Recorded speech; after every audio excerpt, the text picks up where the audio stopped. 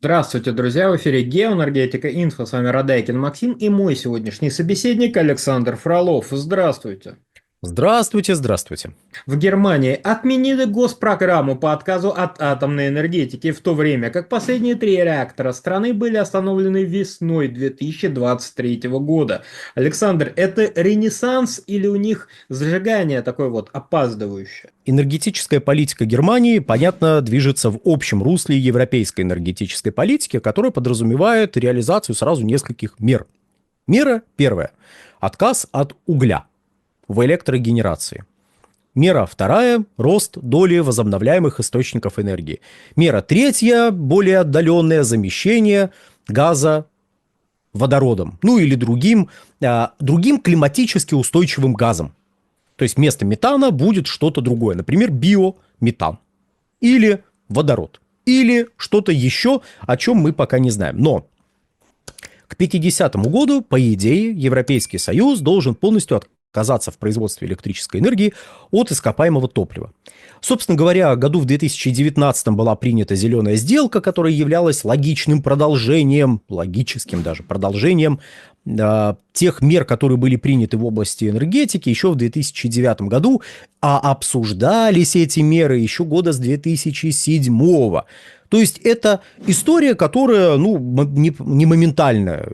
Это решение, которое принималось не в моменте, не под влиянием какого-то, знаете, левая пятка зачесалась, а давайте мы так сделаем. Нет, это работа проводилась, это были какие-то прогнозы, это было некое состояние экономики, это были прогнозы развития экономики, исходя из всего этого делались прогнозы развития энергетики, исходя из прогнозов развития энергетики, делались какие-то выводы и принимались решения. Так, например, если вам казалось, что к 30 году вам придется закупать на 300 миллиардов кубов газа больше, чем в 2005 году, а вы не хотите, потому что собственная добыча снижается, и значит, вам придется все больше и больше импортировать, то вы будете пытаться как-то снизить вот эти перспективы импорта, при том, что само по себе такого рода прогнозирование имеет, мало толка в разрезе тех самых 25 лет, на которые этот прогноз составляется, то есть с 2005 по 30 год. Потому что, экономика будет развиваться, скорее всего, не так, как вы предполагали. Она, собственно, развивалась не так, как предполагали европейцы, и очень многие проблемы, которые кажутся сейчас, нашей широкой аудитории, проявлением какой-то особой дурости, не является проявлением дурости, это просто следствие противоречий, возникающих между принятыми решениями, которые должны были работать в одних экономических условиях, и реальными экономическими условиями, в которых эти решения пришлось реализовывать. Вот. То есть очень много проблем, которые мы сейчас наблюдаем, и которые заставляют хвататься за голову и говорить: вы зачем так делаете, они на самом деле делались, исходя из более позитивного представления о росте промышленного производства, экономическом росте, росте энергопотребления и прочее, прочее, прочее. Вот. Это общая некая составляющая, которая касается Германии. Конкретно в Германии были свои метания, опять же, в общем вот этом русле, но метания следующего характера. Во-первых, с 2011 года, после того, как рванула Фукусима-1, поднялась антиатомная истерия в Германии, потому что, понятное дело, если последствия цунами привели к ядерной катастрофе в Японии, то знаменитые балтийские цунами могут сделать что-то нехорошее с атомными электростанциями в Германии. Прямая взаимосвязь, знаменитая сейсмическая активность в Германии, там, понимаете, постоянно землетрясения, цунами, жуткая страна, если вдуматься. Но отсутствие схожих вводных с тем, что мы наблюдали в Японии, антиатомную истерию не остановило. И в итоге из 22 гигаватт атомных мощностей к настоящему моменту, которые были в 2011 году, к настоящему моменту в Германии 0 гигаватт эксплуатируется. Все. Полностью все остановлено, демонтируется, и все, ай-яй-яй. Нету больше у Германии атомной электроэнергетики. АЭС закрыты. Это решение как раз-таки было принято, не сказать спонтанно, потому что антиатомное лобби имело место и до того, просто вот тут люди воспользовались ситуацией и его усилили. И добились результата. Надо же что-то делать, Закрываем атомные электростанции. Потом в Германии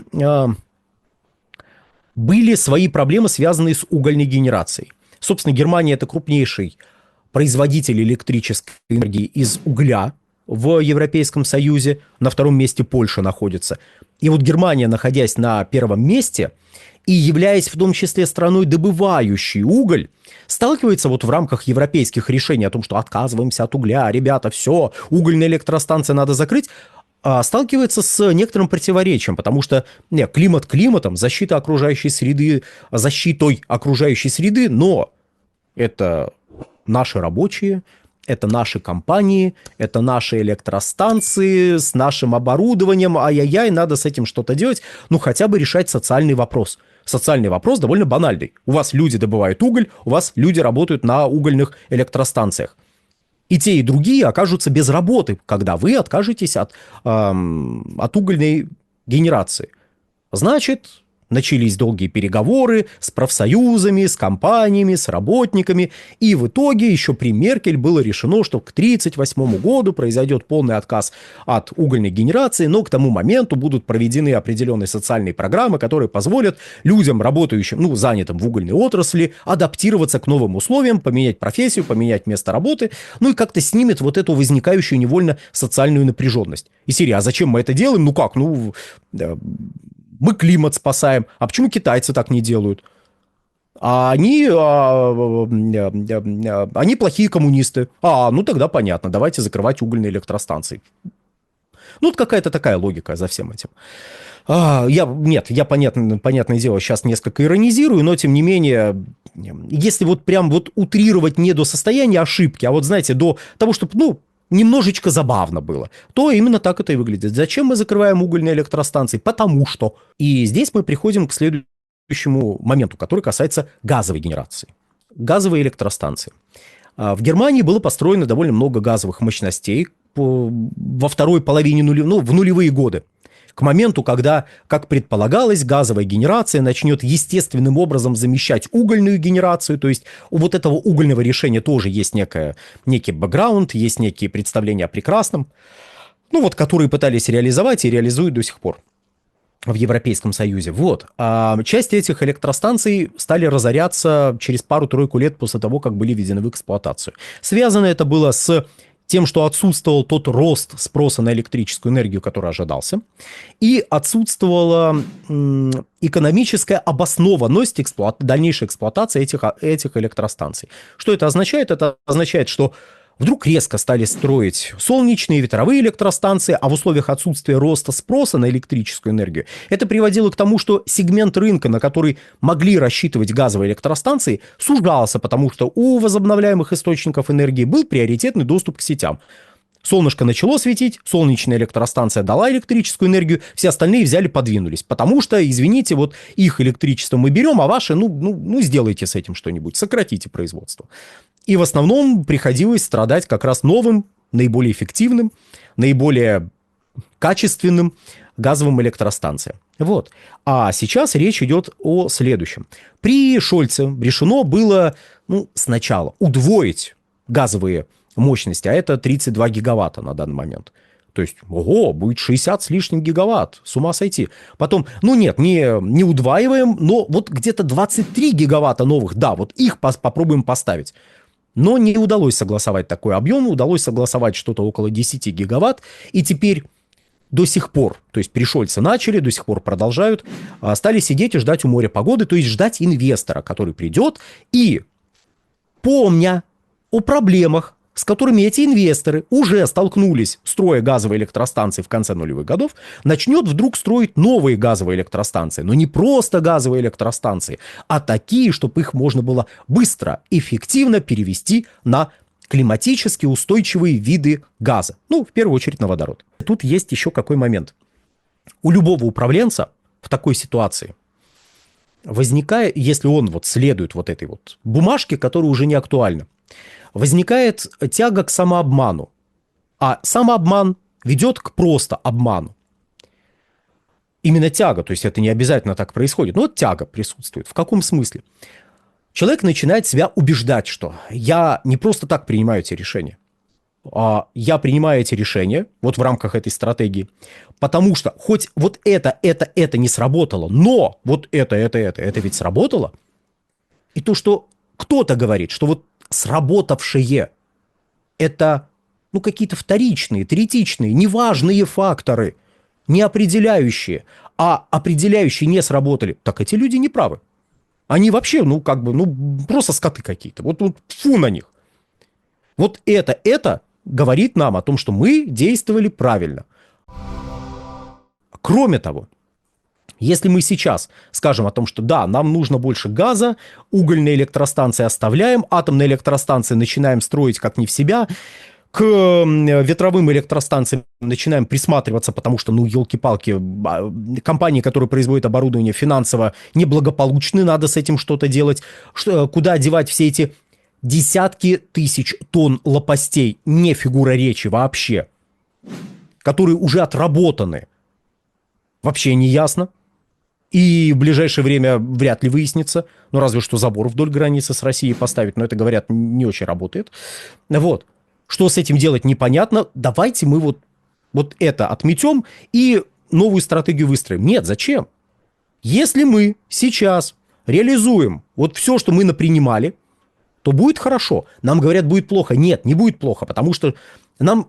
Почему говорят, будет плохо? Потому что недиспетчеризируемость, разбалансировка, значит, вот приводят в пример Испанию и Португалию, а это подло. Там вообще солнечная генерация ни при чем. Ну, вообще ни при чем. И ветровая генерация ни при чем. Это, ну, вот, знаете, странное стечение обстоятельств. Комиссия выясняет, что там случилось. Что случилось, мы вам не расскажем. В комиссии правильные люди сидят, они все определят. Так вот. Мы просто возьмем откуда-то деньги, построим сети, ну как мы, какие-то частные инвесторы, которым мы скажем, ребята, давайте. Они построят сети, они поставят аккумуляторы, электрохимические накопители, которые будут во время избытка электрической энергии накапливать ее, а в момент дефицита отдавать в сеть. А как мы придумали. А если что, у нас есть еще идея с зеленым водородом, от которой мы не отказываемся. Хотя все сроки просто сорваны. Ни один параметр, просто вот ничто не угадали, ни в чем не угадали. Все провалено в этом самом водородном направлении, но это к 2024 году провалено. А до 30 года время еще есть. Может быть, успеем, может быть, сможем. Сейчас частный инвестор придет и нам поможет. Частный инвестор придет, порядок, пишите в комментариях, что сделают с порядком. И нет, наведет, не годится. Давайте какой-нибудь другой глагол. Придумаем, вот, что сделает частный инвестор. Вот. То есть у вас есть стратегия, она проваленная, но вы сами себя начинаете убеждать, что она не проваленная. Потому что есть оправдания, которые вас заставляют думать, что все хорошо. Просто нужно костылей добавить к этой стратегии, все заработает. А то, что эти костыли никто не строит, то, что сети не развиваются должным темпом, то, что у вас с накопителями нету такой массы этих накопителей и не будет, потому что это дорого. Кто за это заплатит? Потребитель? Ну, расскажите об этом потребителю. Ему будет очень интересно узнать, что сама по себе зеленая электроэнергия очень дешевая, а вот все, что вокруг нее, оно почему-то дорогое. И даже не просто дорогое, а очень дорогое. Ну и зеленый водород, да, зеленый водород. Но опять же, большая бумажка, маленькие человечки, которые рядом с этой бумажкой ничего сделать не могут. Ну разве что сказать, нет, ну вот теперь полный отказ от атомной генерации нам не нужен, мы в целом и общем готовы строить новые атомные электростанции. Строить их, конечно, никто не станет. На этом, дорогие друзья, все. Всего хорошего. Александр, большое спасибо за комментарий. Друзья, подписывайтесь на телеграм-канал Геоэнергетика Инфо. Подписывайтесь на телеграм-канал Александра Фролова. Ссылки будут в описании и закрепленном комментарии. Там же будут реквизиты для желающих финансово поддержать наш проект, чтобы мы и дальше также бодро вещали на всех площадках без монетизации. Спасибо, до новых встреч. Нефтегазовая игра, телеграм-канал Инфотек, и заходите на сайт Инфотек тоже. На сегодня все. Всего хорошего.